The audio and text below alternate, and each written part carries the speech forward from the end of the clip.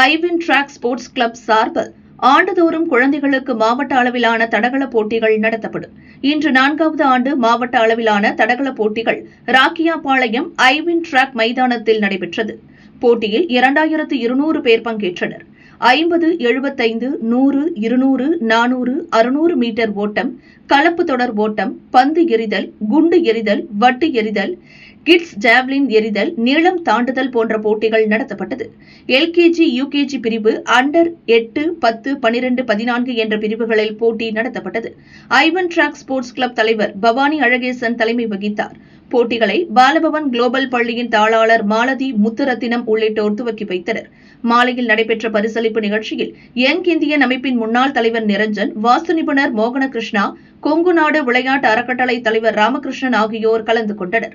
போட்டியில் வெற்றி பெற்ற வீரர் வீராங்கனைகளுக்கு மெடல், சான்றிதழ் மற்றும் சாம்பியன்ஷிப் கோப்பைகளை வழங்கினர்.